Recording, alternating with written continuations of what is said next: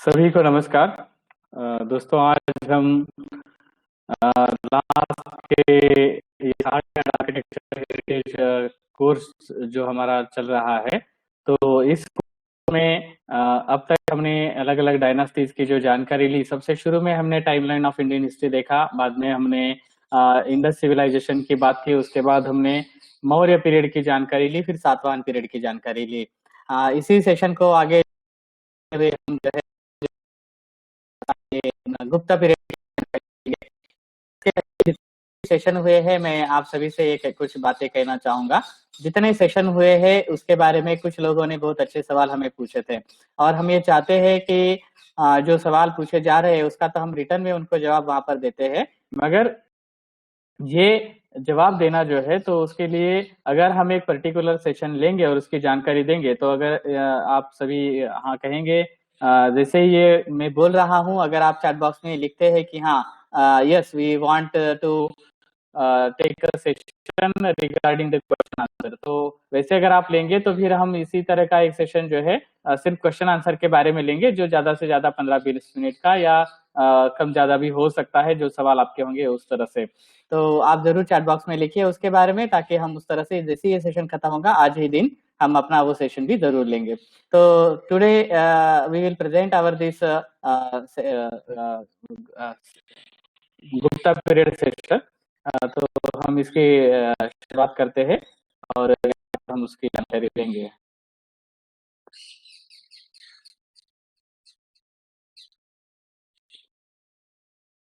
तो गुप्ता डायनास्टी की हम जो शुरुआत करते हैं तो हमें ये पता चलता है कि गुप्ता डायनास्टी में जो है जैसे मौर्य पीरियड में बुद्ध स्टैचू की बहुत अच्छी शुरुआत हुई थी, उसी तरह से गुप्ता पीरियड में जो है हिंदू कल्चर से हमारे हिंदू से रिलेटेड जो मूर्तियां वगैरह है, मंदिर का निर्माण जो है उसकी शुरुआत हुई थी। तो उसका सिंबल मैंने यहाँ पर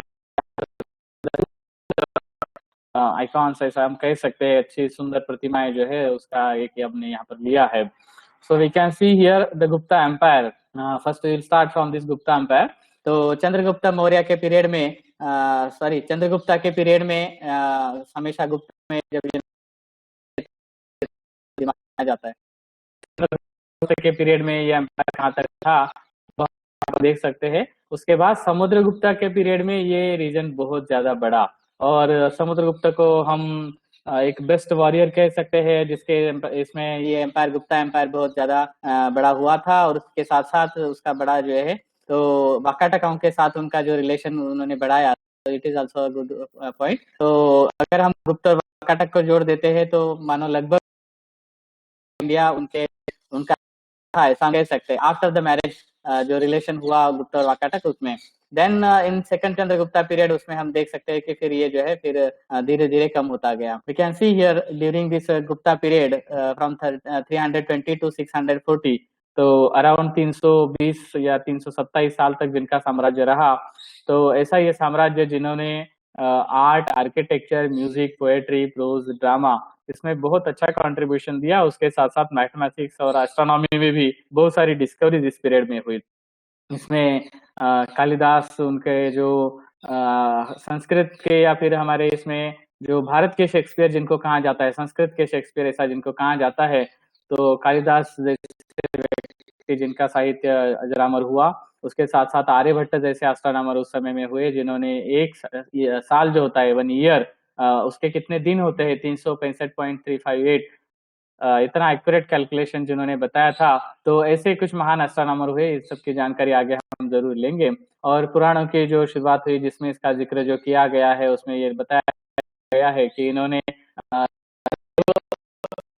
आदि जिसको हम कह सकते हैं उसको वो आगे लाया, और देवताओं की प्रतिमाओं का निर्माण इसी समय में शुरू हुआ। फोक टेल्स की शुरुआत हुई, ट्रेडिशनल और ये सभी इसमें शुरुआत हुआ। और सबसे इसमें यह है कि इनका जो कैपिटल था तो गुप्ता पाटलिपुत्रा के इसमें हम देखते हैं। तो जो पहले मौर्य पीरियड का भी ये रहा था, और सातवाहन पीरियड में भी उसकी कुछ जानकारी हमने ली थी। तो गुप्ता पीरियड में भी इसमें एक बहुत सारा कंट्रीब्यूशन हुआ हम देखते हैं।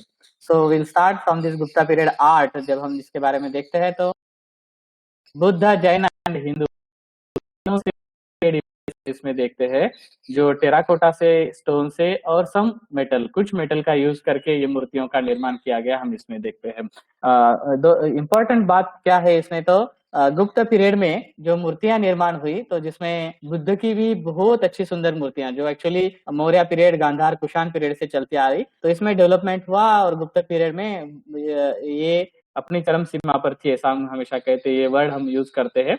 और स्कल्पचर की जब हम बात करते हैं तो नॉट ओनली सिर्फ बुद्ध की मूर्तियां नहीं, बल्कि जैन मूर्तियां भी और बाकी मूर्तियां निर्माण जो है, Vishnu, Shiva, goddess, different Hindu gods, उनकी मूर्तियों का निर्माण शुरू हुआ और लगभग 6 फीट हाइट की मूर्तियां उस समय बनने लगी और प्रतिमा निर्माण करने का उसका जो ढांचा था, जिसका जो प्रमाण था, वो मानो तय हो गया। और उसके बाद जितनी प्रतिमाएं निर्माण हुई, उसके पहले तो वेरिएशंस हम देखते हैं, मगर गुप्त पीरियड में प्रतिमाओं का जो सांचा जो बनाया गया या जो ढांचा निर्माण हुआ, जो जिसको कहते हैं size and shape of the this images, तो वो मानो एक पैटर्न बन गया और आगे आज तक भी वो जो है वो कायम है।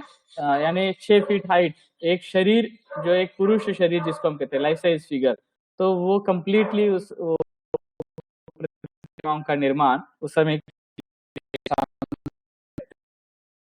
गुप्ता पीरियड में जो अलग अलग मूर्तियां बनी, जिसमें हम सुल्तानगंज, भागलपुर से कुछ मूर्तियां देखते हैं जो मेटल से बनी हुई मूर्तियां भी, जो बर्मिंघम म्यूजियम में है। रियली अमेजिंग, बहुत अच्छी मूर्तियां हैं। और उसके बाद स्पेशली बुद्ध और जैन के साथ हिंदू मूर्तियां, जिसमें अलग अलग ये देवताएं हैं, विष्णु है, शिव है, अदर हिंदू गॉड से जो है, उनकी मूर्तियों का निर्माण हुआ था। We can see here some of the Buddha statues. कुछ बुद्धा के स्टैचू हम यहाँ पर देखेंगे।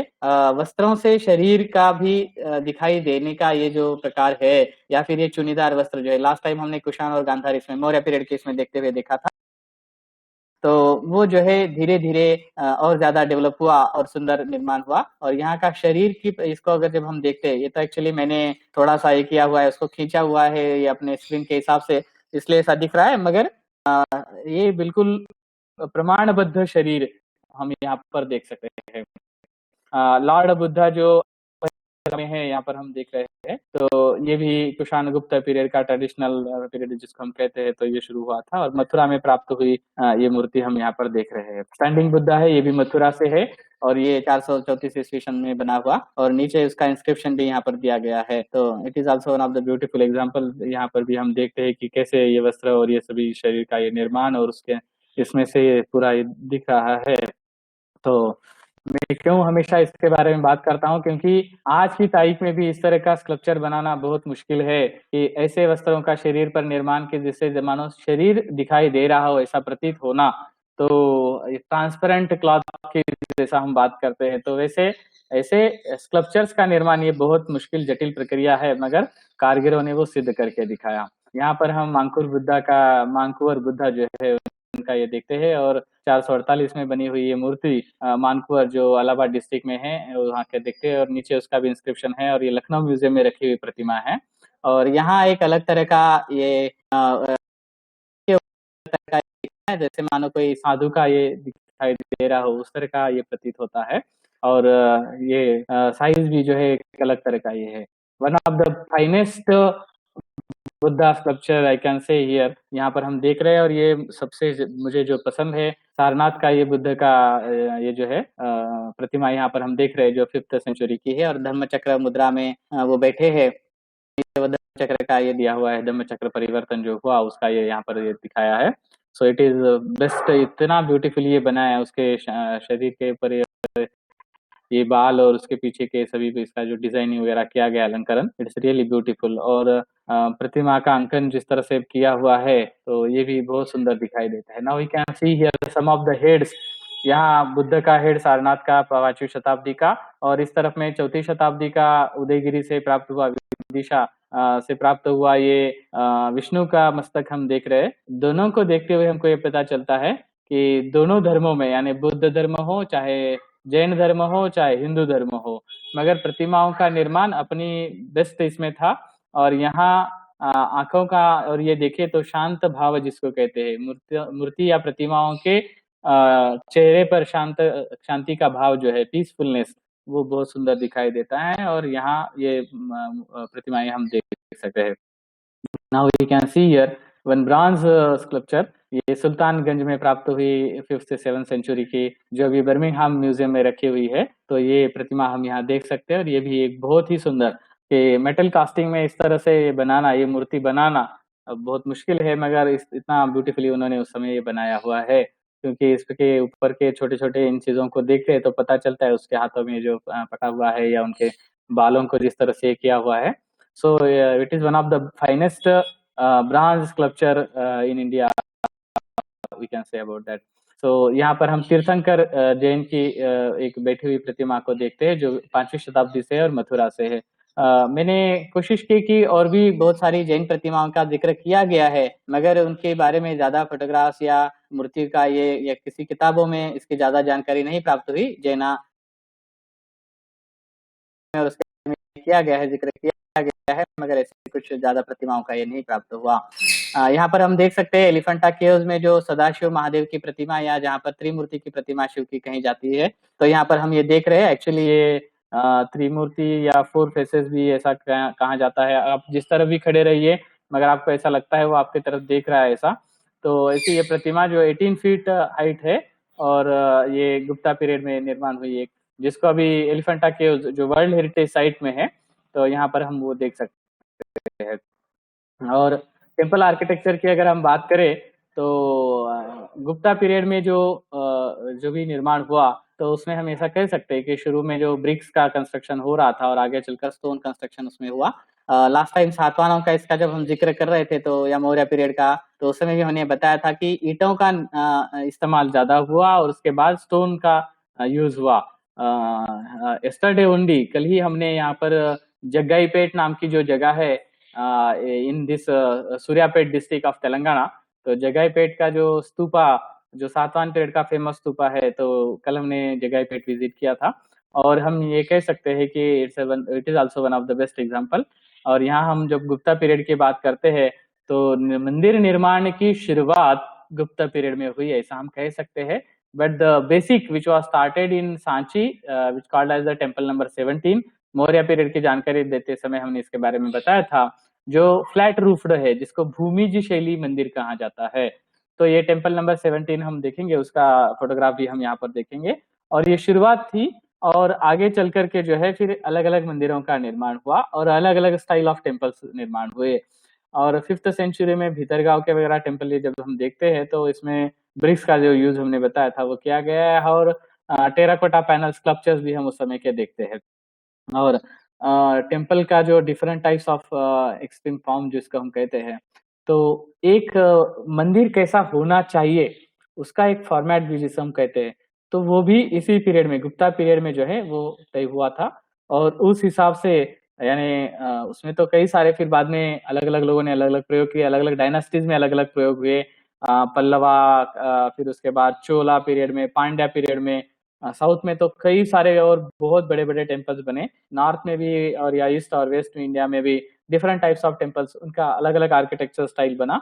मगर जिसको हम एक कॉमन फॉर्मेट कहते हैं, तो कैसे होना चाहिए एक टेम्पल के इसमें, तो उसका एक कॉमन फॉर्मेट, ये हम शुरू के कुछ टेम्पल अगर देखते हैं, कानपुर डिस्ट्रिक्ट में भीतरगांव का टेम्पल हो, या भितारी गाजीपुर डिस्ट्रिक्ट में भीतरी का टेम्पल हो, देवगढ़ का टेम्पल जो झांसी डिस्ट्रिक्ट में है उसको देखें, तो हमको ये पता चलता है एक फॉर्मेट जो है वो बना हुआ था। और नालंदा जैसी यूनिवर्सिटी के बारे में जब हम जानकारी लेते हैं, तो उसका नालंदा का आर्किटेक्चर स्टाइल भी एक बहुत ही बेस्ट एग्जांपल था।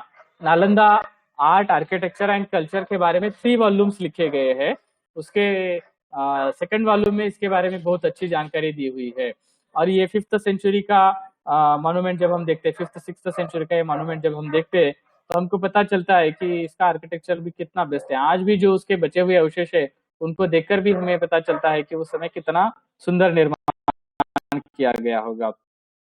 अब टेम्पल फॉर्मेट को जब हम देखते हैं, तो व्हाट इज द उसका बेसिक क्या है, जब हम देखते हैं तो पता चलता है। Temple which is called as devalaya, in Sanskrit की जो ईश्वर का घर है ऐसा जिसको कहा जाता है। एंड द वास्तु टेक्स्ट जो is present temple plan as homological to human body, एक मंदिर भी जो होता है एक मानवीय शरीर की तरह होता है। वास्तुशास्त्र के जिसमें vastu purusha the human body is the plan for all creation as in the Purusha Sukta, जिसमें उसका वर्णन किया है। तो then what is the basic form of a Hindu temple, क्या है उसमें?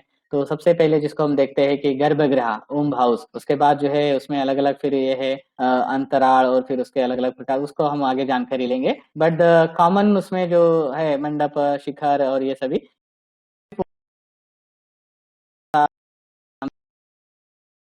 ऑर्डर, जो ऑर्डर्स ऑफ टेम्पल्स, जो मुख्य जो दो पार्ट है टेम्पल आर्किटेक्चर स्टाइल के, जिसमें एक नागर स्टाइल है और दूसरा द्रविड़ स्टाइल है। तो this two are the different important style. Other Vesara and the Hemadpanthi are the other sub styles are there also. So अलग अलग पीरियड में फिर उसमें वेरिएशंस होते गए। Now we can see here कि उसमें क्या और कैसे ये है। तो यहाँ से हम जब देखते हैं वैदिक पीरियड में भी जिसके बारे में जिक्र होता है, टेम्पल को जो संस्कृत में कहा गया, में कहा जाता है, इसके बारे में जो वेदा में उल्लेख प्राप्त होते हैं, यज्ञशाला के भी उल्लेख प्राप्त होते हैं, मगर बाद के किसी इसमें उसके बारे में क्यों पता नहीं, उसका जिक्र ज्यादा नहीं प्राप्त होता है। The early temples which where built with perishable materials like timber and clay, शुरू में तो मट्टी का और लकड़ी का यूज किया गया, और बाद में जो है केव टेम्पल्स, अभी हम केव टेम्पल्स यानी केव स्तूपों की बात करते हैं, and temples carved out of stone और बिल्ट विथ ब्रिक्स, स्तूप में भी जिसमें हमने देखा heavy stone structures with ornate architecture and sculpture belong to a still later period. ये बाद में शुरू हुआ, मगर गुप्ता पीरियड में हम कुछ एग्जांपल उसके देखेंगे। The building of a temple has a set pattern with a basic philosophy of the temple, it's meaning and significance. Gupta period की सबसे बड़ी कुछ देन है, तो उसमें एक है कि the building of a temple has set a pattern, तो विद बेसिक फिलोसॉफी, ये बहुत इंपॉर्टेंट है। सो द्रविड़ द्रविड़ स्टाइल जब ये करते हैं, तो पल्लवा के इसमें स्टाइल्स में जो अभी जो हमने कहा, तो पल्लवाओं ने एक्सपेरिमेंट द्रविडियन आर्किटेक्चर में किए थे, मगर जिसकी शुरुआत की अगर हम बात करते हैं तो गुप्ता पीरियड में हुई थी। And the Dravidian architecture is glory during the region of the Cholas between 900 century to 1200 century. तो ये बड़े बड़े टेम्पल जो हम देखते हैं उसमें राजा राजेंद्र चोल और उनका बृहदेश्वर और टेम्पल, कई सारे तंजावुर टेम्पल वगैरह, इसमें जो इम्पोर्टेंट पार्ट्स है जिसको अभी हम आगे यहाँ पर देखेंगे, गर्भगृह जिसकी हम बात करते हैं, which is an most important part of the temple, और the womb cell is a small dark and cubical chamber even in the largest temple, चाहे बड़े मंदिर हो चाहे छोटे मंदिर हो, मगर गर्भगृह तो जो होता है वो बहुत छोटा होता है, और वहाँ सिर्फ वो प्रतिमा को रख के 2 4 5 ही पुरुष जो है वहां पर अंदर प्रवेश कर सके, इतना ही गर्भगृह है। बड़े बड़े मंदिर में भी हम ये देखते हैं, चाहे छोटा मंदिर हो चाहे बड़ा मंदिर हो, बट गर्भगृह जो है उसका एक अपना साइज जो है वो फिक्स्ड है, ऐसा हम कह सकते हैं। The divine symbol of the deity invariably carved out of stone is installed in the garbhagriha. The door of this cell usually faces the east. पूर्वाभिमुख जो टेम्पल होते हैं वो सबसे अच्छे माने जाते हैं, और देवालय के इसमें वास्तु पुरुष के इसमें इसके बारे में लिखा गया है। In front of the doorway is the rectangular chamber which is called as the अंतराला और the vestibule, जो गर्भगृह के बिल्कुल सामने जो होता है, और अंतराल और गर्भगृह के बीच में जो होता है वो होता है प्रदक्षिणा पथ, जिसमें हम प्रदक्षिणा करते हैं, और अंतराल जो होता है जिसमें से हम कभी कभी आकाश देख सकते हैं, कभी कभी कुछ समय उसके ऊपर भी कंस्ट्रक्शन कुछ जगह पर दिखता है, उसके आगे का जो पोर्शन होता है तो उसको कहते हैं मंडपा, बिटवीन द गर्भगृह एंड द पिलर्ड हॉल, मंडप। और उसके बाद जो है पोर्च जिसमें अर्ध मंडप, और उसके बाद कुछ बड़े टेम्पल होते हैं जहाँ पर महामंडप होते हैं, मुख्य मंडप भी होता है, और प्रासाद ये भी टेम्पल के इसमें होता है, और प्राकार जिसको कहा जाता है, उसके ऊपर जो ये होता है तो उसको गोपुर कहते हैं, मगर जो मुख्य मंदिर का जो हिस्सा होता है और जिसके ऊपर जो शिखर होता है, क्राउन, वो शिखर कहते हैं, और जो गर्भगृह के ऊपर का जो ये होता है तो उसको आमलक या डोम कहते हैं। तो इसमें नागर स्टाइल में आपको अलग अलग ये दिखाई देंगे, और द्रविड़ स्टाइल में अलग से ये दिखाई देगा। तो नागर स्टाइल में पर्टिकुलरली हम कलशा वगैरह देखते हैं, और वेस्ट सॉरी द्रविड़न स्टाइल में हम गोपुर टावर जिसको कहते हैं, तो गोपुर वहां पर देख सकते हैं। तो याद रखिए कि जो प्राकार होता है उसके ऊपर जो शिखर होता है, यानी प्राकार का जो एंट्री डोर होता है उसके ऊपर जो शिखर होता है जिसको हम गोपुर कहते हैं, और अंदर जो मेन टेम्पल है उसके ऊपर जो है वो शिखर जिसको फिर हम आमलक और ये कह सकते हैं, उसमें तो अलग अलग वेरिएशन है। So now we can see the parameter with recessed angles or an outline that results from a rotation of a square। अभी इसमें बॉडी ऑफ गॉड, जो शरीर जो है ईश्वर का, उसके बारे में वगैरह जो जानकारी, तो प्रकृति अग्नि पुराण में जिसके बारे में ये किया गया है, तो the fullest exposition of its meaning and form to the devotee in the rite of the circumambulation in which the devotee becomes the outermost perimeter and limit of the monument in the center। ये गोपीनाथ राव जी ने इसके बारे में बहुत अच्छा लिखा है। There are 4 volumes, 4 volume important है इसके बारे में, जो हमने हमारे स्टडी मटेरियल में भी कुछ उसके बारे में शेयर किया था। Each temple is field with numerous images of God goddesses. अभी इसमें क्या क्या है जिसको हम आप देखते हैं, तो parivara devatas, gods related in a family, आपके जो कुल देवता वगैरह ऐसा भी कहा जाता है। देवाज, अटेंडेंट्स टू द गॉड्स। उसके बाद शालिग्राम, जिसको हम हमारे शालिग्राम जो रखते हैं स्टोन, और इसका हमारे इसमें जो अम्यूनेट शेल जिसको कहा जाता है, सो बैनलिन गैस जिसको एक शेप्ड पीबल्स कहते हैं, वो भी रखे जाते हैं। मिस्टिक एंड मैजिक, अलग अलग इसमें अलग अलग यंत्र होते हैं, उसके ऊपर अलग अलग डिजाइन होता है, और वो रखा होता है हमारे इसमें देवघर में। नवग्रहास, द 9 प्लानिटरी डिवाइन्स। कुछ मंदिर ऐसे होते हैं कि उस मंदिरों में ही बाहर की तरफ में इस तरह से नवग्रह टेम्पल अलग से होता है, या मंदिर में ही कहीं पर नवग्रहों की मूर्तियां रखी जाती है। Certain divine animals and birds, तो इस देवता के साथ साथ उसका वाहन भी जो होता है वो वहां पर अंकित किया होता है। जैसे अगर शिव की बात आती है तो वहां पर नंदी आएगा, विष्णु का ये रहे तो गरुड़ा का ये आएगा, गणेश रहे तो मूषक का आएगा। तो इस तरह से जो है उनका भी रहेगा। और कुछ हंस, सरस्वती का, मकर जो है गंगा का, तो इस तरह से अलग अलग बर्ड्स एंड एनिमल्स उनका ये होगा। Certain Holi reverse, tanks, trees and रहेगा। कुछ मंदिरों में इनका भी अंकन किया होता है। There are numerous Hindu temples all over the India. कई सारे हजारों मंदिर पूरे भारत भर में हैं, जिसमें सबसे ज्यादा और शुरुआत की अगर हम बात करते हैं तो विष्णु टेम्पल्स, जो ये वैष्णवेट को ज्यादा सपोर्ट किया था ये गुप्ता पीरियड में। उसके बाद जो टेम्पल्स को हम देखते हैं, लॉर्ड ऑफ ब्यूटी कहा गया है, गणपति और अलग पार्वती गॉडेसेस के बारे में है, फिर शक्ति, दुर्गा, ब्रह्मा, ऐसे अलग अलग टेम्पल्स उसके हैं। So it is to be noted here that the temples in Tamil Nadu have records of Natya Shastra karana as in the form of sculpture. इसको याद रखना है। गोपीनाथ राव जी ने इसके बारे में जो जिक्र किया है वो हमने यहाँ पर बताया। Now this sculpture, iconography and the ornamentation, जो the study of images of deities falls within a branch of art is iconography. हम शुरुआत करते हैं तो आइकोनोग्राफी को स्टडी करना बहुत इंपॉर्टेंट होता है, which consist of identification of images based on certain symbols and mythologies associated with them. इसके पहले जो भी हमने ये देखा था, तो बुद्ध की मूर्तियों का तो इतना ज्यादा कोई कॉम्प्लिकेटेड ये नहीं, क्योंकि हमको तुरंत समझ में आ जाता है। मगर जैन मूर्तियों को जब हम देखते हैं तो किसका क्या वाहन है या किसके सीने पर क्या अंकित किया हुआ है, वो पता रहना बहुत आवश्यक होता है। उसी तरह से फिर हिंदू गॉड्स में भी, जैसे विष्णु हो, शिवा हो, मैं क्षमा चाहता हूँ क्योंकि ये राम हो या कृष्ण हो, तो वो तो बुद्धा जैन इसमें भी आए हुए हैं, तो हिंदू इसमें भी आए हुए हैं। अब हिंदू की मेरी एक अपनी अलग सोच है, शायद आप लोगों को ऐसा लगे, बट माय फ्रैंक ओपिनियन, जिसमें मैंने शुरू में भी ये कहा था कि भारतवर्ष में वेदों को मानने वाले, वेदों को ना मानने वाले, और फिर वेदों को मानने वाले में फिर कौन हो सकता है, इसका कुछ है नहीं। चाहे वो जन्म से ईसाई हो, चाहे चाहे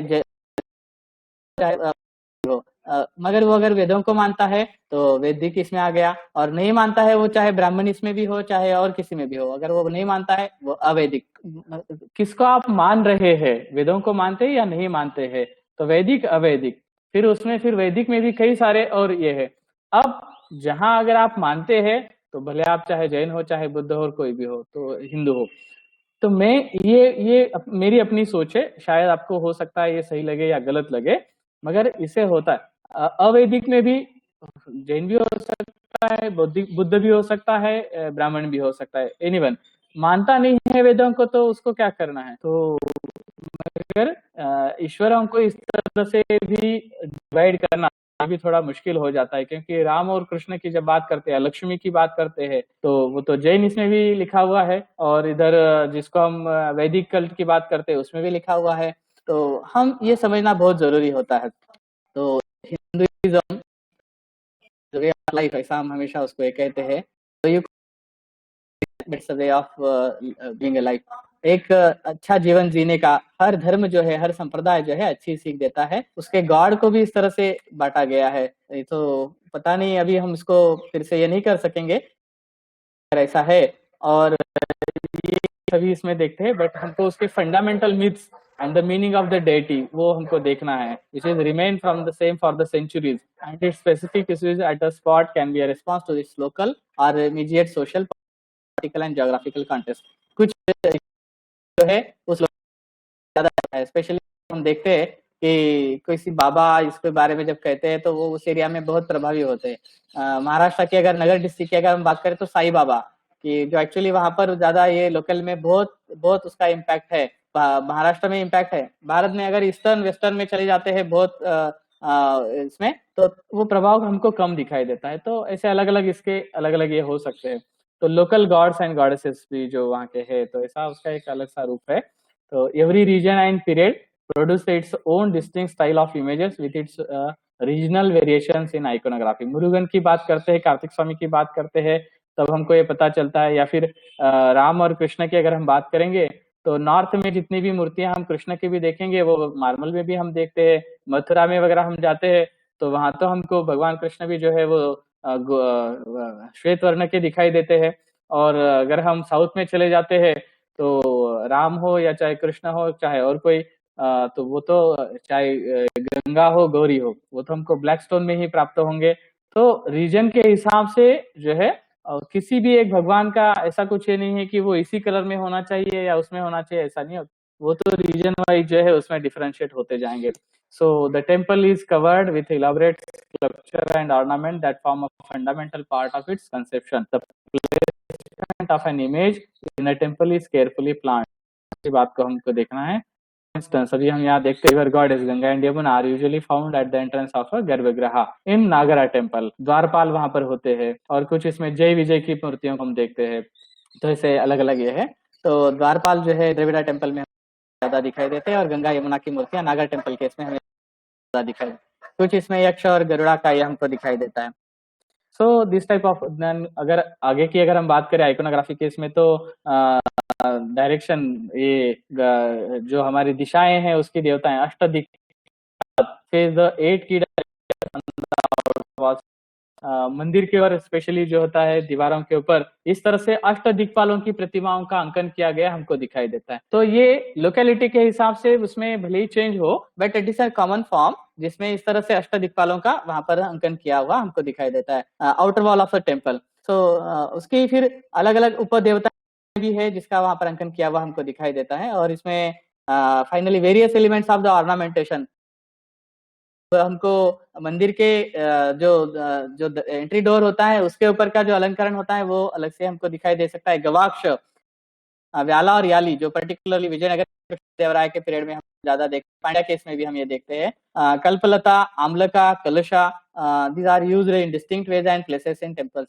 से उसका एक अपना ऑर्नामेंटेशन स्टाइल है। देवताओं के शरीर के ऊपर के अलंकार, उनके मुकुट, वस्त्राभूषण, its and different part, but this type of different garbhagriha के सॉरी एंट्री डोर्स के ऊपर का अलंकरण,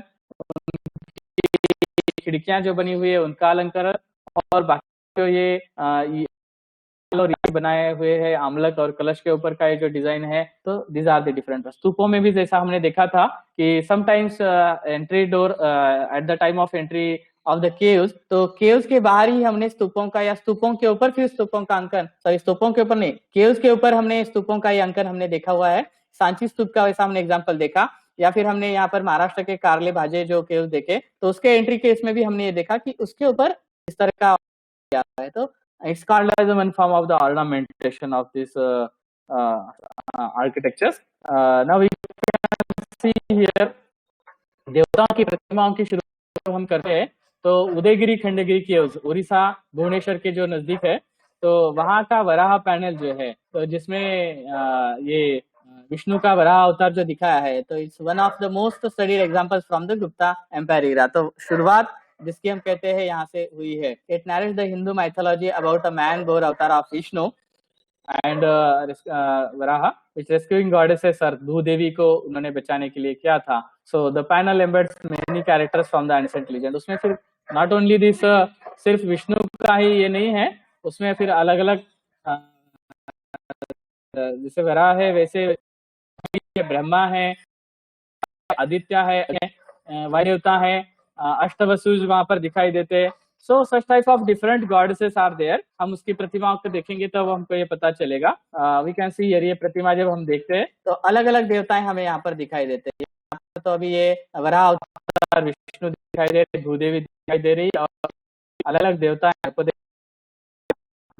यहाँ पर हम नाग देवता का भी ये देखते हैं। So we can see here this is the 15 number Nagadeva, तो 16 नंबर लक्ष्मी, ऐसा हम वहां पर देखते हैं। सो ये शुरुआत गुप्ता पीरियड के इसमें प्रतिमाओं का निर्माण करने की शुरुआत का एक बेस्ट एग्जांपल जो सबसे ज्यादा अध्ययन किया गया ऐसा हम देखते हैं। So now we can see here in the same caves different other प्रतिमाएं जो है, दूसरी प्रतिमाएं यहाँ पर हम देख सकते हैं और उनका जो अंकन और ये डिजाइनिंग अलग अलग तरह का किया है वो हम यहाँ देखें।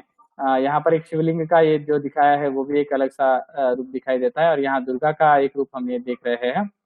Now we can see here the earliest Ganesha statues और ये कृष्ण का एक रूप अलग से हम यहाँ पर देख रहे हैं। तो इस तरह से अलग अलग प्रतिमाएं अभी हम यहाँ पर कुछ एग्जाम्पल प्लेसेस के हिसाब से देखेंगे।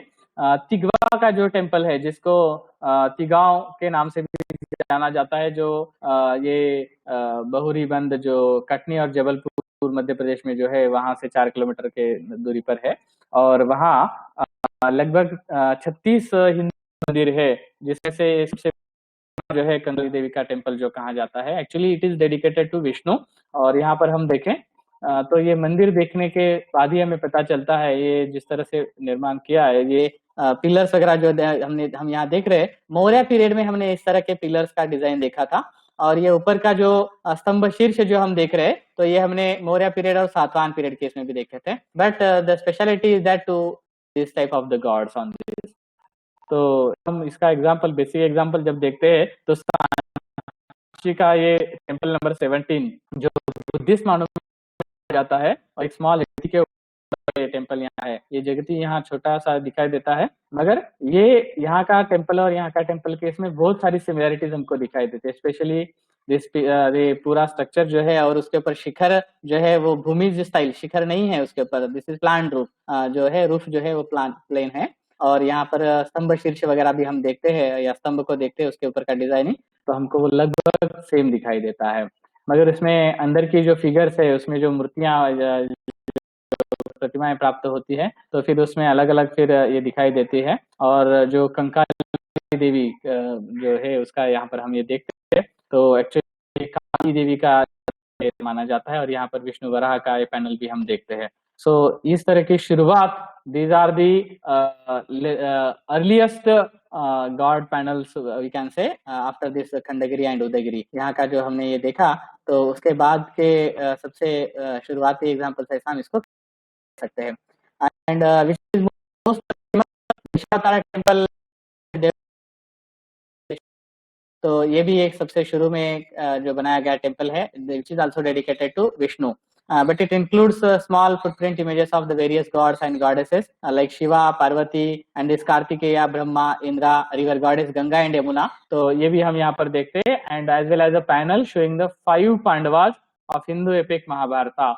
अब महाभारत और रामायण जो महाकाव्य जिनको कहा जाता है तो इसका निर्माण कब शुरू हुआ, कब उसका ये हुआ, लास्ट कब हुआ, इसमें अलग अलग ओपिनियंस है, उसके बारे में लास्ट में हम देखेंगे कुछ। मगर एक पैनल उसके बारे में हम यहाँ पर इस टेम्पल में देखते हैं।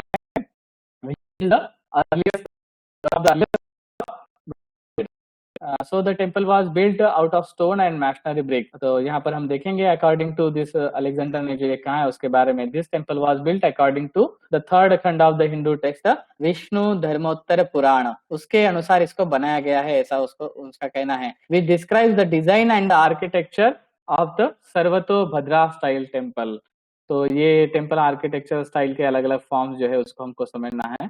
thus providing a flower for the text and likely temple tradition that existed in ancient India.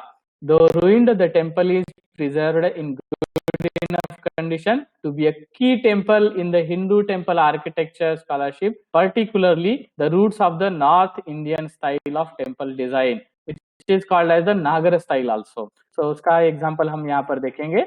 Gupta period का ये टेम्पल जो है देवगढ़ का, और यहाँ का टेम्पल का जगती भी जब हम देखते हैं उसको ये किया है, ऊपर का शिखर जो है वो मानो थोड़ा सा ध्वस्त हो गया है, मगर बाकी उसके जो वॉल्स और ये अच्छे अभी भी है। तो यहाँ पर हम देखते हैं उसका ये प्लान हम यहाँ देखें तो मानो ये स्क्वायर प्लान हम देखते हैं। तो मंदिर ऐसी जगह जिसका एक अलग सा वेल फॉर्म डिजाइन करके, वेदों के इसमें भी जिसके बारे में कुछ जिक्र हमने देखे थे शुरू में, अथर्ववेदा में, ऋग्वेदा में जिसके बारे में जिक्र हुआ था, यहाँ पर हम उसका वो स्क्वायर फॉर्म देखते हैं और उसका डिजाइन देखते हैं। Now you can see here, तो ये उसका जगती, उसका फिर ये स्टेप्स उसके ऊपर बनाए हुए ये जो लिफ्ट्स जो हम कहते हैं वहां पर हम देख सकते हैं, और इसका शिखर का ये हिस्सा यहाँ पर हमने उसको थोड़ा सा अच्छा देख सकते हैं, और ये इंटैक्ट है पार्ट की जो हम यहाँ देख रहे हैं। यहाँ हम देखेंगे वो जो वॉल्स के ऊपर जो पैनल बना हुआ है गर्भगृह के बाहर का, ये बैक साइड का पोर्शन जो है जिसको डिजाइन बना हुआ है, और बहुत ही सुंदर प्रतिमाओं का निर्माण उसके ऊपर किया गया है। Not only the gods and goddesses but other images also, मगर देवताओं की प्रतिमाओं के निर्माण की शुरुआत यहाँ पर हम देख सकते हैं। और ये आकाश संचारी गंधर्व था, तो ये फिर अलग अलग मैथोलॉजी में, हिंदू हो, बुद्ध हो, जैना हो, उसमें ये कुछ देवता ऐसी है, यक्ष, कुबेर, आकाश संचारी गंधर्व वगैरह, जो सभी इसमें यूज की गई है। Now we can see here ये जो शेषशायी विष्णु की प्रतिमा का यहाँ पर ये हुआ है, और फिर ऊपर ब्रह्मा और बाकी देवता देखते हैं, और लक्ष्मी जो विष्णु के पैर दबा रही है, ऐसा दृश्य हम यहाँ पर देखते हैं। सो सच टाइप ऑफ एक फॉर्म जो बना, और उसके बाद हजारों ऐसी मूर्तियां निर्माण हुई, but these are the earliest which become ideal pattern for the later on this all sculptures. और नीचे कुछ ये युद्ध का दृश्य भी हम देखते हैं, और यहाँ पर असुर असुर का संग्राम जिसको हम कह सकते हैं वो यहाँ पर देखते हैं। और यहाँ पर देखें तो उसका जो जो एंट्री डोर है, तो उसके ऊपर के देवताओं का अलंकरण, और ये जिसको हम पंचस्तंभी अलंकरण ऐसा कहते हैं हमारे यहाँ पे, जिसमें अलग अलग डिजाइन किए होते हैं, 1 2 3 4 5 यहाँ पर हम देखते हैं। तो ये पैटर्न जिसकी शुरुआत हुई, और ब्यूटीफुल डिजाइनिंग इसके ऊपर हम देख रहे हैं। और ये जो हमने कहा था कि अलंकरण करते समय भी मानो जैसे के बाहर केव्स या स्तूपों बना हुआ है, वैसे यहाँ पर हम देखते हैं कि ये प्रवेश द्वार के ऊपर मानो एक कलश का डिजाइनिंग उन्होंने यहाँ पर किया हुआ हम देखते हैं। So such type of the rare examples are there यहाँ पर। और कुछ ये देखते हैं, और कुछ स्टोरीज जो बताई गई है, तो वो स्टोरीज हम यहाँ देखते हैं, और उसके निर्माण, तो अलग अलग कहानियां इससे जुड़ी हुई है, मगर सभी को हम इतना डिटेल में नहीं देख पाएंगे। यहाँ पर हम जैसे देखा था मौर्य पीरियड में, फिर बाद में सातवाहन पीरियड में, वैसे मंदिर के बाजू में एक पॉन्ड रहना, पानी के लिए एक कुआं बनाना, या फिर जिसको हम आगे चल करके पुष्करणी और 12 कहते हैं। तो की बात जो स्तूप और उसमें ही मौर्य इसमें हुई थी, धीरे धीरे उसका साइज और ये आगे बढ़ता गया। We can see here another example of the Nachna temple, जो सेम देवगढ़ टेम्पल के उसी पीरियड का है, और ये नचना टेम्पल जिसका 5th 6th सेंचुरी में देखते हैं, is called as the Chaturmukha temple. And उसको फिर उसका अलग गया है। अभी यहाँ पर हम देखें तो नीचे का ये जगती का ये साइज अभी बड़ा हुआ है, और यहाँ का जो एंट्री पैनल देख रहे हैं उसके ऊपर का डिजाइनिंग बहुत अच्छा हुआ है। ये उसका एक प्लान हम यहाँ पर देखते हैं, और किस तरह से ये मंदिर निर्माण हुआ था, 1 2 3, और फिर उसके बाद इसका निर्माण।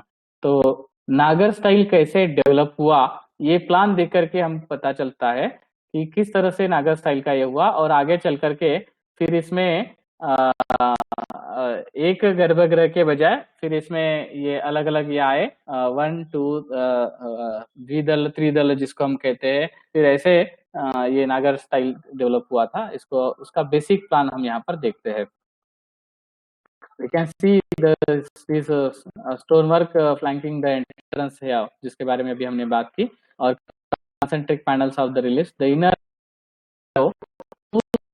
शेवा द्वारा ये यहाँ पर है, और इसमें एक यहाँ स्टैंडिंग उसका ये देखते हैं, और फिर सीटेड गना एंड फ्लोरल मोटिव्स यहाँ पर भी हम ऊपर का इसमें तो पता चलता है, और the Hindu river goddess at the bottom, ये जो नीचे देवताओं का दिया हुआ है, then amorous couples in the courtship and love scenes, ये जो हम यहाँ पर देख रहे हैं, तो ये हम यहाँ लव सीन्स थे।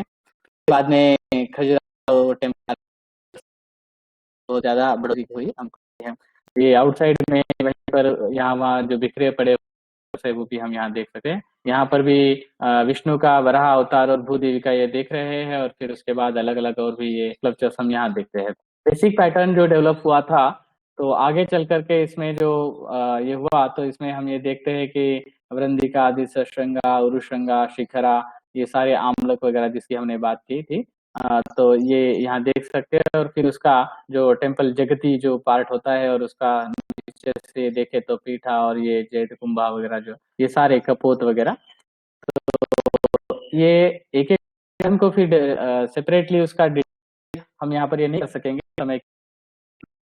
अगर आप इसके बारे में जो हमने जो वॉल्यूम शेयर किए हैं, 4 वॉल्यूम हमने सभी के साथ शेयर किए हैं, तो उसमें ये जानकारी पूरी तरह से आप देख सकते हैं। यहाँ पर हम देखें तो कुछ बेसिक फीचर्स उसके देखेंगे। नागर स्टाइल ऑफ आर्किटेक्चर में जो है, the structure which consist of buildings, one taller main shrine and the shorter adjoining mandapas, यहाँ पर हम देखे, जिसके अभी हमने इसका प्लान में हम नचना का टेम्पल का ये देखे थे कि ये कैसे डेवलप हुआ।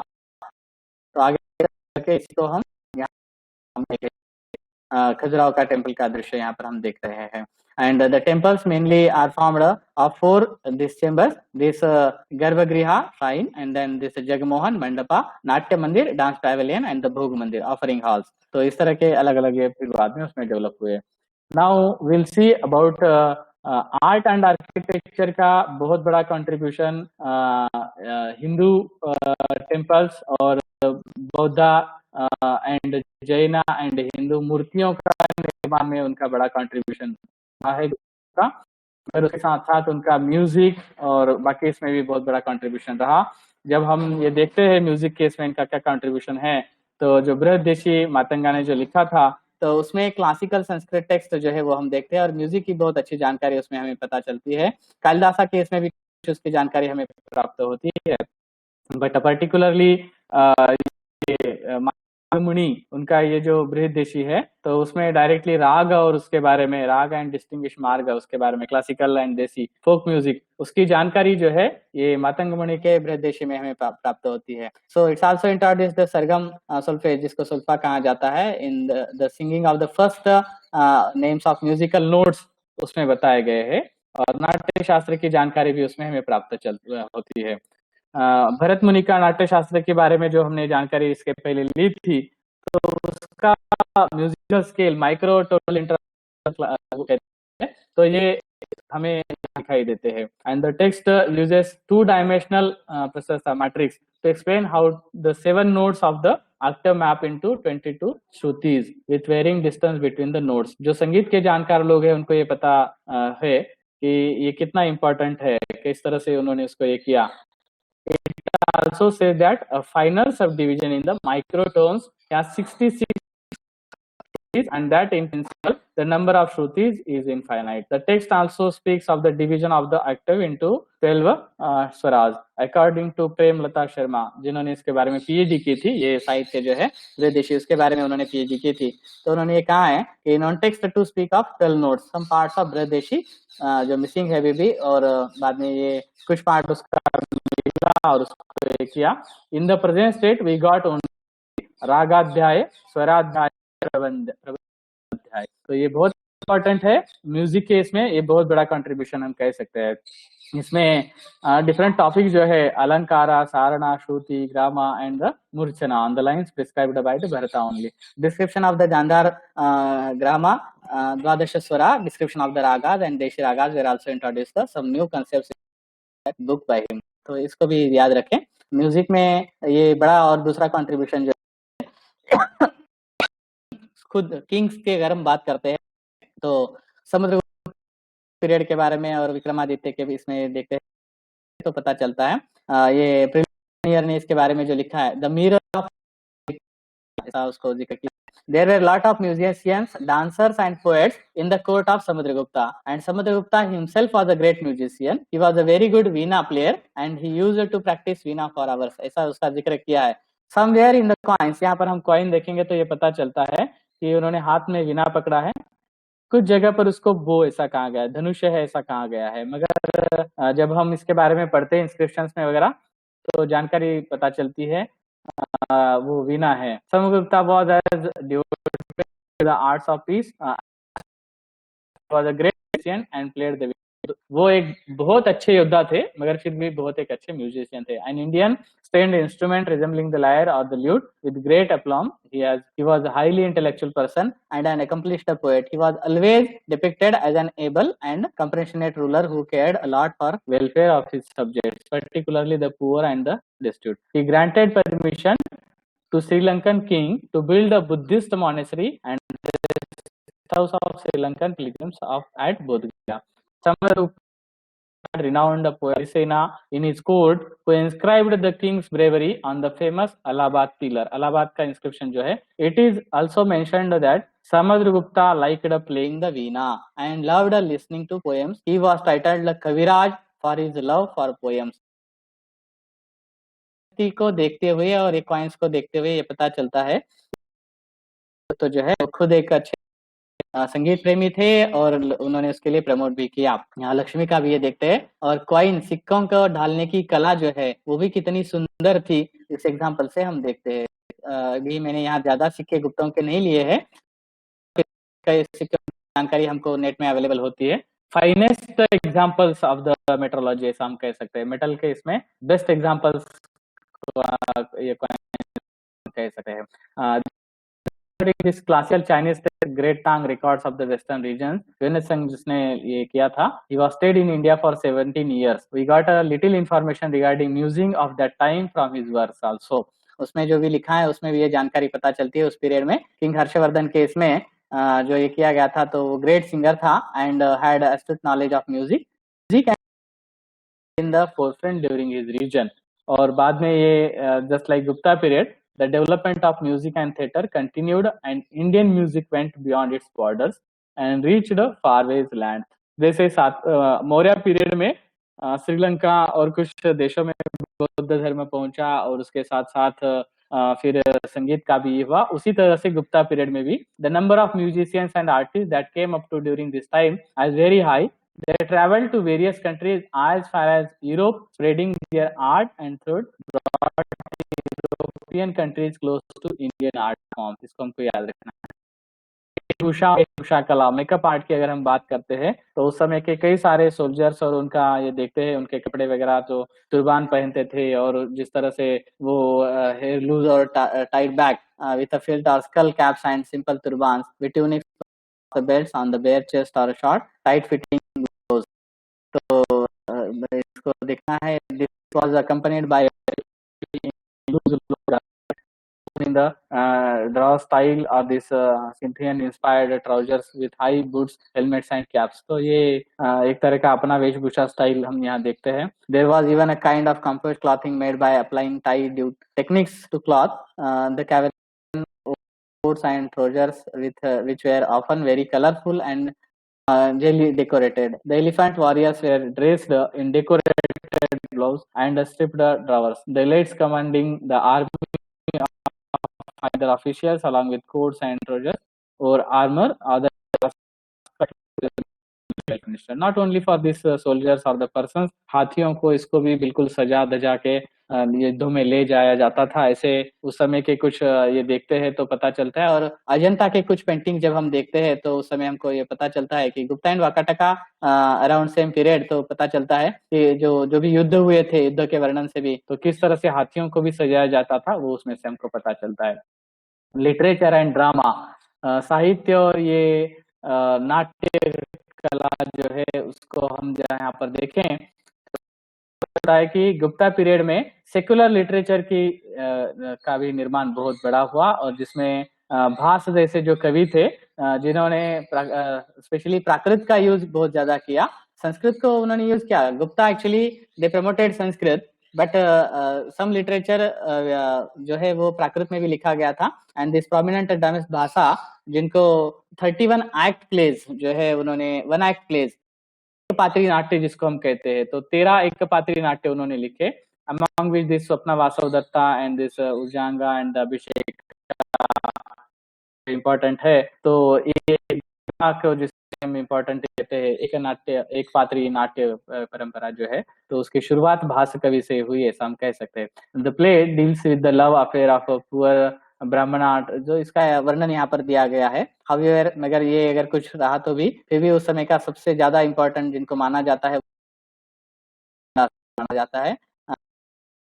कहा था कि जिनको संस्कृत का शेक्सपियर कहा जाता है, एक्चुअली वाइस वर्सा भी कहा जा सकता है। ऐसा कुछ नहीं है कि हम ऐसा ही कहे, शेक्सपियर को इंग्लिश लिटरेचर का कालिदास ऐसा भी कहा सकते, क्योंकि कालिदास पहले हुए हैं, ये बात भी याद रखना है। This immortal works of the Kalidasa which include this little poems like Ritusamhara, Meghaduta, epic poems Raghuvamsha and the Kumarasambhava, drama likes this Malavika Agnimitra and Vikramorvashiya. Malavika Agnimitra कई बार होगा, रघुवंश के बारे में ये क्या होगा, ऋतु संहार और मेघदूता काव्यम, तो ये बहुत ही सुंदर ये है। मैं मेघदूत की जब बात करता हूँ तो काव्य कितना सुंदर ये करता है, जो ऐसा जो कहा जाता है। तो काव्य कला में, इस आर्ट में हम ये देखते हैं कि उसमें वो एक सुंदर वर्णन आता है, जहाँ आजकल हम मैसेज भेजने के लिए पहले तो कबूतर का इस्तेमाल किया जाता था, फिर उसके बाद जो है पिजन्स, और उसके बाद कैमल का यूज किया जाता, फिर उसके बाद पोस्टमैन आए, फिर उसके बाद हमारे मोबाइल के मैसेज आए, ईमेल आया, व्हाट्सएप आया, अभी तो कई सारे और भी ये है। मगर ऐसे समय में कि जो ये नहीं था, उस समय क्या था, तो मेघों को ही उन्होंने अपना दूत बन के भेजा था, अपनी प्रेयसी को संदेश देने के लिए ये जो बादल होते हैं उनको ही भेजा था। सो मेघदूत काव्यम, सो फंटास्टिक जो कला एक है, इसको वर्णन उसमें किया गया है। And the most important thing is that Abhijnana Shakuntalam जो है, तो वो उनकी जो रचना तो was one of the earliest Indian works to be translated into European languages। सबसे पहला ये साहित्य है जिसको यूरोपियन लैंग्वेजेस में ट्रांसलेट किया गया, तो इसी से हमको उसका महत्व जो है पता चलता है।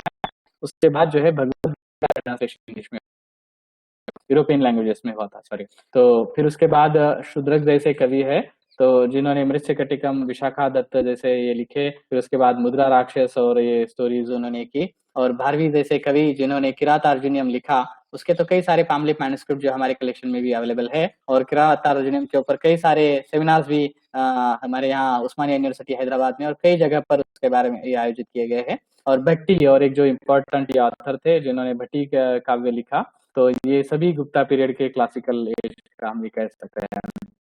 जैसे हमने कहा था कि गुप्ता जो थे, संस्कृत को प्रमोट किया। कुछ इलाहाबाद पिलर इंस्क्रिप्शन समुद्रगुप्ता का जब हम देखते हैं, या फिर मंदसौर का इंस्क्रिप्शन जो कुमार गुप्ता का हम देखते हैं, ये सारे संस्कृत में हमें दिखाई देते हैं। और इस समय का जो काव्य भी निर्माण हुआ, या जो पोएट्री, प्रोज, फोकल्स, ये जो भी निर्माण हुए, तो उसको लिखते समय भी तो स्कॉलर जो थे उस समय के, ये सभी कालिदास, भूपति, भारवी, मेघा, ये अलग अलग जो है, तो उन्होंने प्राकृत के साथ प्राकृत को ज्यादा गया था इस समय, प्राकृत और रॉयल इसमें ये कहे तो संस्कृत को ज्यादा ये किया गया था।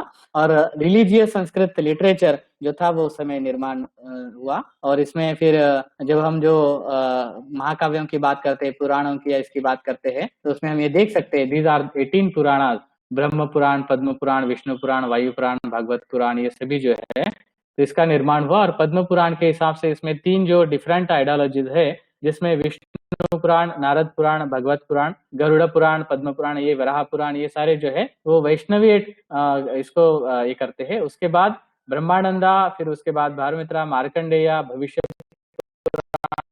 वामन पुराण, ब्रह्म पुराण, ये जो है ये सभी ब्रह्मा के बारे में या फिर यूनिवर्स के इसके बारे में जानकारी देते हैं। After that we can say that Matsya Purana, Kurma Purana, Agni Purana, लिंग पुराण, स्कंद पुराण एंड वायु पुराण, ये शैवियट के बारे में जानकारी देते हैं। So this type of the 3 different ideologies we can see here. उसको छोड़ के फिर पुराण जो है वो, और उसके बाद फिर दूसरे भी निर्माण हुआ था। सो पुराण और इसका ये टेस्ट निर्माण हुआ। उसके बाद स्मृतियों का निर्माण हुआ, याज्ञवल्क्य स्मृति, नारद स्तुति, कात्यायना, फिर अलग अलग और भी। तो ये सभी उसके बाद का निर्माण हुआ था, ऐसा हम कह सकते हैं। मगर ये सभी गुप्ता पीरियड में शुरू हुए थे। और उसके बाद जो है ये नीति की जो हम बात करते हैं, तो ये भी specially adopted by the Kings, जो नीति क्या थी, तो हम कहते हैं महाभारत में जब हम देखते हैं तो वैसे डिफरेंट टाइप ऑफ नीतिज को हम देखते हैं। कौटिल्य के अर्थशास्त्र में भी इस तरह की नीतियों का जिक्र हुआ हमको दिखाई देता है। डिफरेंट प्लेज जो है वो इस समय प्रोड्यूस हुए थे, और उसमें सेकेंडली कैरेक्टर जो इम्पोर्टेंट ये था, हायर एंड लोअर। अब ये जो लोग जो बात करते थे, तो एक डिफरेंशिएट जो लोग थे वो प्राकृत को यूज करते थे, और रॉयल जो scholars and the royal public जो थी वो संस्कृत को यूज करते थे, ऐसा हमको पता चलता है। सो हियर दिस डिफरेंशिएट और the distinguish we can see the languages. तो इसकी जानकारी हम लेते हैं। We may recall that the Ashoka and the Satavahanas used the Prakrit as the state language, whereas the Guptas used as the Sanskrit language as their state language or the royal language.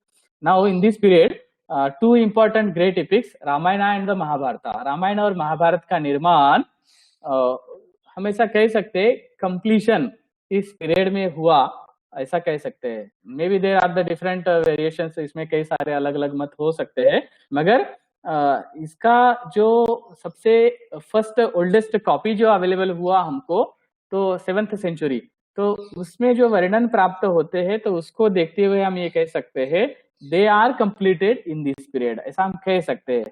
तो जैसे मैंने कहा था, इसमें अलग अलग ओपिनियंस हो सकते हैं। Scholarly comments are most welcome for this, हम भी इसमें से कुछ जरूर सीखेंगे। और साहित्य पंडित जिसको हम कहते हैं, लिटरेचर के जो भी ये प्रमुख लोग थे, तो एपिक्स और पुराणों का उन्होंने कंपैरिजन इस समय में किया। उन्होंने क्षत्रिय ट्रेडिशन, जो राजा महाराजा और उनके युद्ध जो थे, उनका वर्णन इस समय के इसमें ज्यादा हमें प्राप्त होता है। But they are also replete with this myths, legends and the exertions, and they may reflect social developments but are not the dependable for political history. किसी भी राजकीय पॉलिटिकल इसके ऊपर डिपेंड ना रहते हुए सोशल इतिहास को अपने द्वारा लोगों की कला जो है साहित्य में इस समय विकसित हुई, ऐसा हम कह सकते हैं। And there are two important things. मैं रामायण की अगर बात करूं, तो रामायण में दो इंपॉर्टेंट जो बातें, दो मॉरल जो हम सीखना है, फर्स्ट इज दैट रिलेशंस, पिता को किस तरह से रहना चाहिए, एक बच्चे को अपने पिता के साथ कैसे रहना चाहिए, एक बड़े भाई को छोटे भाई के साथ, या छोटा भाई बड़े भाई के साथ कैसे रहना चाहिए, या फिर एक राजा को अपने सोसाइटी के साथ कैसे रहना, प्रजा के साथ कैसे रहना चाहिए, एक पत्नी को अपने पति के साथ या पति को पत्नी के साथ कैसे रहना चाहिए। इसका जो हम सदधर्म जिसको कहते हैं, तो इसकी सीख जो है ये रामायण से प्राप्त होती है। और बुराई पर अच्छाई का विजय, ये रामायण की सीख। रावण का जो ये दिखाई देता है, तो इसमें हम देखते हैं Ravana he himself was a great scholar, बहुत अच्छा स्कॉलर था, बहुत विद्वान था, मगर जब बुराई अंदर आ गई तो फिर कैसे उसका ये हो जाता है, वो दिखाई देता है। Same of that type Mahabharata को भी जब हम देखते हैं, तो इसमें भी जो अच्छाई है वो बुराई के ऊपर विजय प्राप्त करने की जो बात है, और कृष्ण ने जो कहा, यदा यदा धर्म भारतभ्युत्थान धर्मस्य पवित्राणाय साधुनां विनाशाय च दुष्कृतां संभवाग्नि युगे, ये जो बात आती है, तो सद धर्म का बुरे धर्म पर विजय की ये बात है। So I can say that the Bhagavad Gita, this is a form of an important part of Mahabharata. It teaches that a person must carry out the duties assigned to him by the religion of humanity. मानवता का जो धर्म है उसका पालन करना, सदधर्म का पालन करना, उसकी सीख ये देता है। This is my honestly opinion and rank under all circumstances without any desire for reward. किसी फल की अपेक्षा किए बिना हम अपने कार्य को करते रहने की ये बात वहां पर बताई गई है। So I want to say in Gupta period also, Gupta period में भी हम ये देखते हैं संस्कृत ग्रामर, पाणिनि और पतंजलि का जो ग्रामर है वो इस समय शुरुआत हुआ था, मगर अमरकोशा जो निर्माण हुआ वो भी एक इम्पोर्टेंट इस समय का ये है। और ऐसे क्लासिकल लिटरेचर ड्रामा उसकी शुरुआत यहाँ पर हुई, और बुद्धिस्ट वर्क भी हम उस पीरियड के देखते हैं तो उसमें पता चलता है कि आर्य मंजूश्री मूलकल्पा जिसका निर्माण हुआ था इसी पीरियड में। और ये एक इम्पोर्टेंट ये है जिसमें भारत के 700 बीसी से 780 तक 1000 साल का लगभग इतिहास जिसमें हमको प्राप्त होता है, सॉरी 1400 ईयर्स का इतिहास जिसमें हमको प्राप्त होता है। ऐसा एक महान साहित्य का निर्माण, बुद्धिस्ट साहित्य का निर्माण इसमें हुआ था। The Hinayanist Buddhist philosophers like the Buddha Ghosha and the Buddha Datta and the Mahayanist philosophers like Asanga, Dignaga and this Paramartha and the Vasubandhu जो है वो इसी उन्होंने अपने साहित्य का निर्माण किया।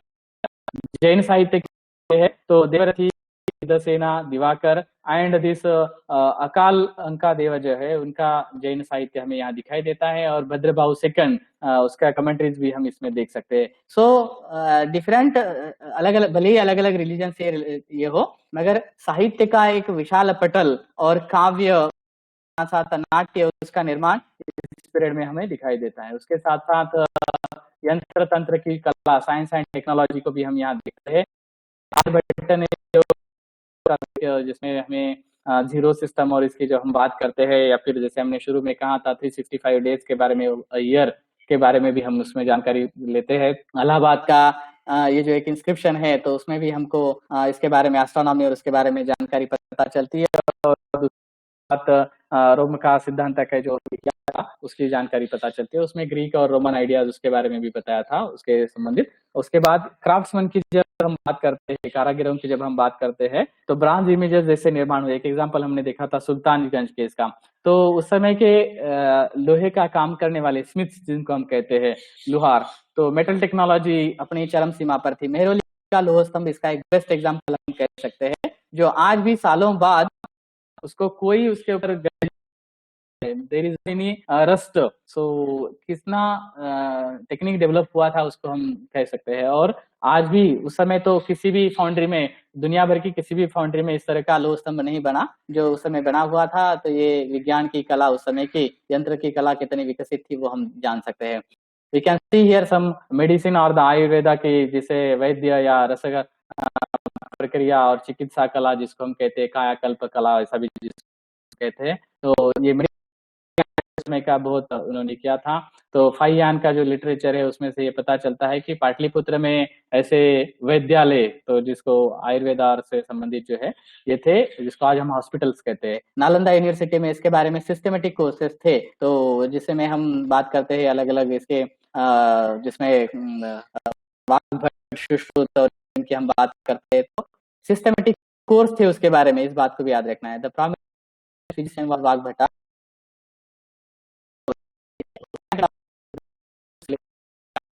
अष्टांग संग्रह, जो अष्टांग हृदय संहिता, आज भी वाग्भट का अष्टांग हृदय संहिता इट्स इम्पोर्टेंट। आज भी आयुर्वेदा के बच्चों को फर्स्ट ईयर में पढ़ता हो भले फाइनल ईयर में, उसके लिए सबसे इम्पोर्टेंट है। कितनी तो भी डिटेल जानकारी उसमें उन्होंने लिखी हुई है। It's really important manuscript. हमने कई बार उसके बारे में देखा। मोतीलाल बनारसीदास, उन्होंने इसका बहुत अच्छा पब्लिकेशन किए हैं। Along with Ayurveda, veterinary science too was not neglected. So Hasta Ayurveda of the Palakapya and this Ashvashastra of the Shalibhadra, ये अश्वशास्त्र तो बाद में बहुत डेवलप हुआ। हमारे महाराष्ट्र की अगर हम बात करते हैं तो यहाँ पेशवा पीरियड में कुछ मैन्युस्क्रिप्ट्स में इसके बारे में जिक्र किया गया है। तो ये बहुत इंपॉर्टेंट है। So with diseases of animals, the diagnosis and the treatment, तो ये कला जो है तो ये इम्पोर्टेंट है। सो यहाँ पर हम जो देख, तो वीना का गुप्ता का एक ये देख रहे हैं, वहाँ जगह नहीं थी इसलिए हमने नहीं दिखाया। टेराकोटा फिगर यहाँ पर हम देख रहे हैं, तो ये बाद में इसका रिप्लिका बनाया गया। So lastly, I can say that no description of Indian culture can be complete without reference to the high standards of Gupta cultural heritage, which attained its zenith of excellence. No wonder then the Gupta age of India has been compared with some of the most glorious ages in the history of the world and has been named in various ways like the classical age or the golden age. Bharat का ये सबसे important समय युग था, ऐसा माना जाता है। स्वर्ण युग जिसको कहा जाता है, जिसमें व्यापार के साथ साथ कला, साहित्य, संस्कृति को बहुत प्रमोट किया गया था। तो ऐसा गुप्त पीरियड का जिक्र हमको प्राप्त होता है। So lastly I want to say thanks to all of you. कम समय करने की कोशिश की, मगर जितना हो सकता है जो भी क्वेश्चन आंसर सेशन है उसके बाद जो समय बचा हुआ है तो उसको हम क्वेश्चन आंसर सेशन के लिए करेंगे। और इसके बारे में ज्यादा डिटेल जानकारी मैं हमेशा रिक्वेस्ट करता हूँ, स्टडी मटेरियल को जरूर पढ़िए। ये पीछे का जो दृश्य देख रहे हैं, यहाँ जो लास्ट फोटो देख रहे हैं, it is related to our next session dynasty, beautiful view of the Ajanta. तो उसको हम देख रहे हैं, guess the above picture is from, मैंने ये जानबूझकर दिया हुआ है। So this is the curiosity for our next session. So thanks a lot to all of you again, and now will stop here this our session, जिसको हम यहाँ पर रोकते हैं। और आप सभी ने इसको बहुत अच्छा सुना, इसलिए सभी का मैं शुक्रिया अदा करता हूँ और